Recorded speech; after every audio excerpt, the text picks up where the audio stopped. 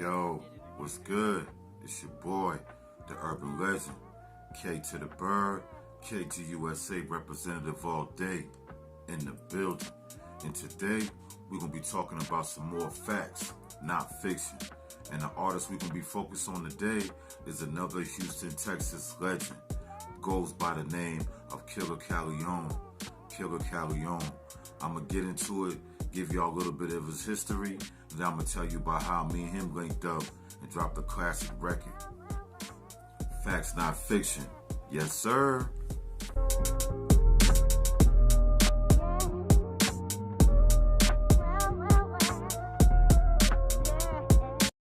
Killa Kyleon.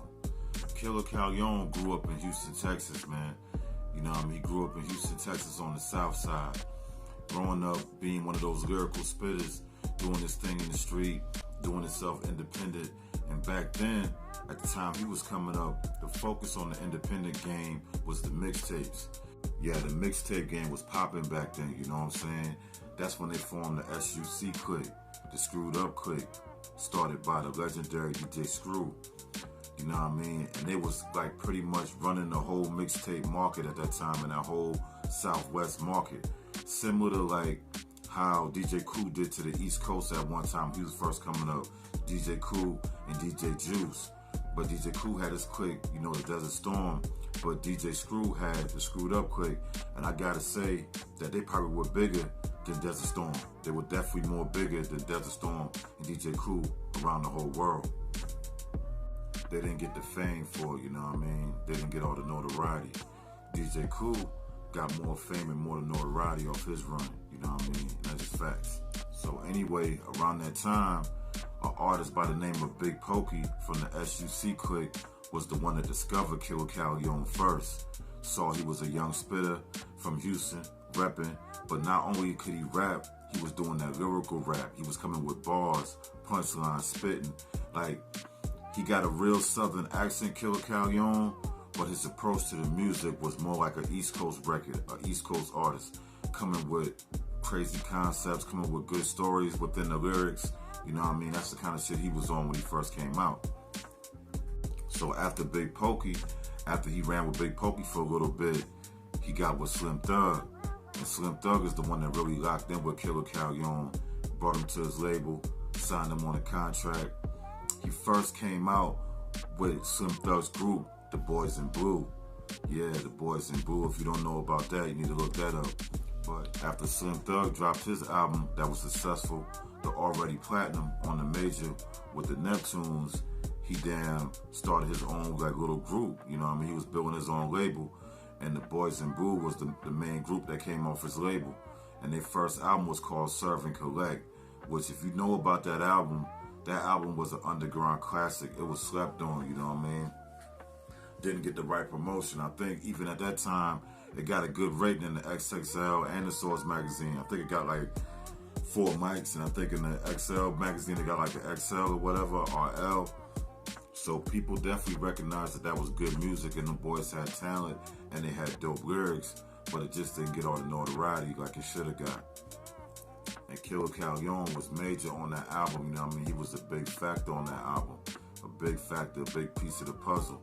So after the Boys in Blue group, you know what I mean, they dropped like another album after that, but then the group was dismembered, like Slim Thug ended that shit, and he kept Killa Kyleon as an artist on the label. Then they started dropping music together, you know what I mean, dropping the acid singles, dropping the acid mixtapes. Then they dropped the official album called Having Some Things, you know what I mean? And that album, that shit did good, you know what I mean? It was a very successful album, and it gave Killa Kyleon a good look to market himself from that point on.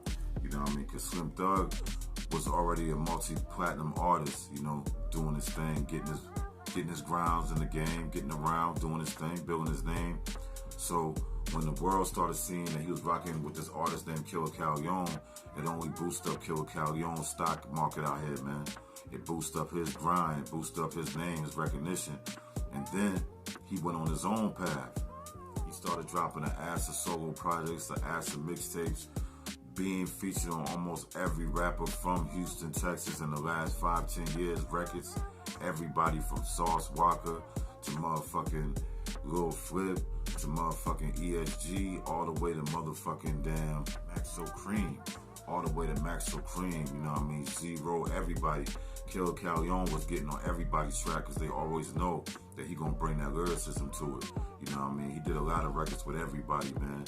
But it's one artist that he locked in particular with and made a lot of music with this artist when this artist was having a big wave in the industry on the mainstream level, not just on the Houston, Texas level or South level. This guy was having a major impact on the mainstream level. He had that sound. And that artist's name is Kurt Cobain.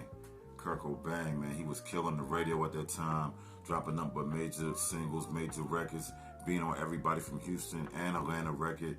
And to be honest, man, anybody that really know anything about music should know that Drake was inspired by Kurt Cobain's, man. If you listen to Drake, new music and music he dropped in the last 5 years, he took a lot of juice and a lot of that boy sauce, Kurt Cobain sauce, and then put Drake twist on it pretty much, you know what I mean? But Drake always give it up to Houston. I gotta respect him for that. He always give Houston their respect and give them that acknowledgement because he know where he got his creative, ideas, his creative sauce, his creative spark from a lot of the artists in Houston and Texas. So Kurt Cobain and Killa Kyleon was linking up doing a lot of records together. At the time he was having that wave, and that shit was helping Killa Kyleon's career a lot. And a lot of people don't know that they really family, man. Like, they ain't just like artists that rock together. They really related to each other. They're really cousins. So Kirko and Killa Kyleon dropped a lot of tracks together. Then, Killa Kyleon stayed focused on what he wanted to do. He never wanted to get boxed into that radio rapper, like that one type of record type rapper. That rapper that only comes out with a hit record or a single. He never wanted to be boxed in. He always wanted to be respected for his craft and his lyricism and what he brings to the table. So he went solo and, he kept on doing his thing. He dropped a couple of classic albums on the underground, you know what I mean? That Candy Painted album, man, it's a classic underground. If you haven't heard it, you need to look that up. And all his other albums, man, when he doing the gorilla shit, all his albums are classic, bro. Real spitting too, like real lyrics. Like, you're gonna be able to listen to his shit and walk away with something. And when you listen to his shit, you're gonna hear something you probably never heard. And that's a fact. So Killa Kyleon pretty much became a Houston, Texas legend, I would say after 2013, 14 maybe. Because all the work he done put in, how long he been successful, and how sharp his pen been good. How sharp his pen and lyrics been for the last couple of years, you know what I mean? His shit been phenomenal, his lyrics. So he a new Texas legend. So he been doing his thing, doing his independent thing, grinding in the city. And me, myself, I was in Houston at the time, staying down there for a little bit with my peoples. And I was down there for like 2-3 months, man. And I was just like, yo, I want to damn get with Killa Kyleon. And my dudes, the Twin Networks, you know what I mean? Shout out to the twins, that they did a lot of videos for us, a lot of graphic designs for us, a lot of artwork for us. They real big in the Texas area for doing videos, doing 3D videos, animation videos, doing artwork. And they knew Killa Kyleon. They did a lot of his artworks for his albums. And a lot of time when Killa Kyleon dropped videos, they were the ones that then filmed it and did the lyrical video for him. Like when he dropped videos that just show lyrics or like clips, we call that the Google effect. You know what I mean? They built a relationship with him pretty much, a real good relationship. They did business for at least 5 to 6 years. So based off my relationship with the twins, they introduced me to him, you know what I mean? They pretty much introduced me to him. We chopped it up. We had a good rapport. And I was like, yo, I really want to work with you on some serious shit. And he was open to it. And I was telling him, like, I'm working with Flip a lot. Yo, when I'm up here, every time I'm in Houston, Texas, I was always rocking with Lil Flip, doing music with Lil Flip, pulling up on Flip at the studio, getting records done, dropping visuals, taking care of the business. So I was telling him, like, yo, you and Flip ever been on a record together? And he was like, nah, me and Lil Flippy never did a record together. And that shit kind of shocked me because of all the people that Killa Kyleon had worked with up to this point. He had worked with almost every artist from Houston, Texas at that time. And I was surprised when he had said they never really did a real record together or did a video together, something at the same time. He said they've been on songs together that was, edited, or somebody else was doing a project and they was like, let me get a verse from you, then they got a verse from him and they put it together and made it a song. But I told him I wanted our shit to be organic. I wanted me, you, and Flip to all be in the room while we making this shit, man. Create something special. As soon as I told him that, man, he was all the way in. And I respect him for that, because at first he was rocking with me saying, y'all fuck with your music, Bird. I can do some music with somebody like you. But then when I told him, like, yo, I got a relationship with Flip, and me and Flip already got a bunch of shit, and he was like, man, that's a good idea. And Bird, you need to set that shit up. And whenever you set that shit up, you hit my line, I'm pulling up to wherever y'all boys at. He gave me his word as a man, so I was like, okay, all right, I respect that, man. When I'm back in the city and me and Flip working on some shit, you know what I mean, I'm gonna definitely hit your line. So about a month probably goes by, and me and Lil Flip, we at the compound, we working on some shit. And we was working on like a record, like a strip club type record, but I want the shit to have some bars in it. I ain't just want it to be just like a strip club song, just talking about nothing, just saying shake your ass or whatever. I was feeling like I want something that gonna give me that vibe, that gonna give people some bars, something they wanna listen to when they hear it, you know what I mean? More than just a stripper song, I want the shit to be a riding song. I want niggas that strippers can play it in the strip club and they can bounce in the club, but I want it to be a hard record, you know what I mean, with some real hard street shit, or some hard lyrical street shit, street knowledge type shit, kicking some game. I wanted to be kicking some game on these females and how these females be handling niggas in the street, and how you got some females that's real street riders. Some of the females out here be more real than these niggas, man, straight up and down. A lot of times these females be putting in a lot of that street work with niggas more than real niggas be doing. And that's the facts. Men do their thing now, but females, they gonna be loyal and they gonna ride all the way out. And that's a fact. If you got a good female on your team, you better keep on your side. Anyway, you know, I was talking to Flip about the concept, telling him like what kind of record I want to do. I wanted to have that strip club vibe, but I wanted to be for real, for the real women out there, the street bitches, the real street girls that rock with niggas and really be grinding, you know what I mean? And really understand this kind of talk. And if the girls out there tricking a nigga out their money or playing them, they gonna understand this kind of talk as well. So Flip was like, yo, I'm all in.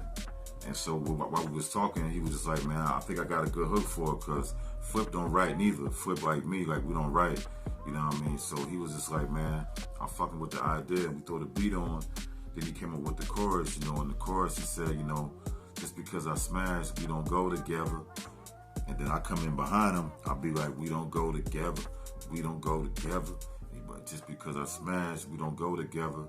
You know what I mean? He said a couple more bars besides that in the hook, but that's the part of the hook that's the most catchy, that pulls you in. So after he dropped the hook, you know what I mean, I laid two verses, you know what I mean? I laid the first verse and I laid the second verse. I just wanted the hook from Flip. Me and Flip already did enough tracks where he was on the verse and the hook. So on this one, I just said, yo, I want Flip just to do the hook.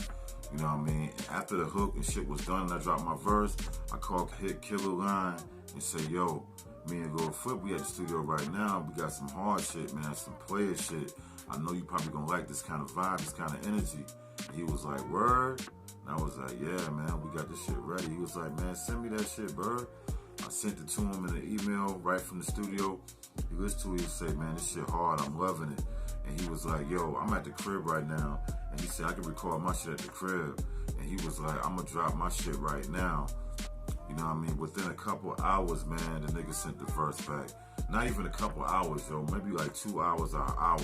He sent the verse back, and I was like, oh, that shit banging.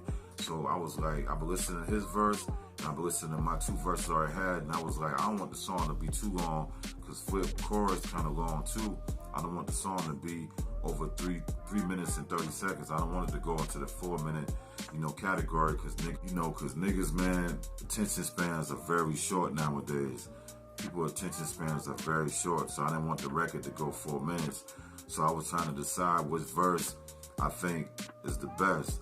That took me the longest time, like almost an hour just trying to decide that, because Killa Kyleon came so motherfucking hard. I was like, man, I don't know which verse is the best that I want to put on here to make sure I'm repeating with him the right way, make sure I'm holding it down the right way on the track, you know what I mean? Because I don't like to let no nigga outshine me on the track, you know what I mean? When I get on the track, they can be an underground nigga named Pee Wee that nobody know to a mainstream nigga named Jay-Z, when I get on the track, I want you to remember me, you know what I mean? I'm competitive with it. I ain't gonna play with it. I'm gonna come serious, and I want you to remember me. So I always try to come with my best shit. So after a long ass time of trying to decide which verse I'm gonna use, I went with the second verse I did, you know what I mean? And I put it first on the song. And then I let him get the second verse spot, you know, the Killa Kyleon joint. And then I called him back like that same night and said, yo, you gonna be available tomorrow, man? Cause Flip saying he gonna be available tomorrow. And he trying to come down here and he'll do a video for this shit. And he was like, you know, it would be cool if you come through because like you and him never did a video together. He said the same shit, that y'all been on songs together, but y'all never really worked together. You know what I mean? So he was like, hell yeah, man, I can pull up on y'all boys. Give me the time. Let me know what time I need to pull up. And we was like, man, we gonna start the shit probably around 7 o'clock or whatever. And the next day came, nigga pulled up, you know what I mean? He did the video and shit. He was real G, real professional, you know what I mean? With his performance on the camera, he was really focused, you know what I mean? And shout out to the twins, because the twins is the ones that filmed that video, you know, they came and pulled up. And shout out to Ryan, man. It was Ryan's spot, the film studio that we used, you know, Ryan Youngblood, you know, from Texas. And we used his shit, you know, to do all the filming. And it came out pretty good, man. It was a real classic video. A real classic video for a real classic song, you know what I mean? And that song came out on a classic album, which is called The Bird Print, man. The Bird Print. That album is a classic, yo. So if you haven't heard The Bird Print, you need to go stream that shit so you can hear the whole album and that song. And if you haven't seen the video with Killa Kyleon, K-Bird, and Lil Flip go together, you need to go ahead, get your life together, man, and go search that shit, man. Go see what it is. Go look at it, because I guarantee you ain't gonna be disappointed for 1 second. And after that, man, me and Killa Kyleon, we was tight, you know. I still hit him up from time to time, you know what I mean, when I'm in the city. We did other records together. I think we did one other record together called Bread Up. And, you know, I still talk to him now, so we definitely gonna do more music in the future.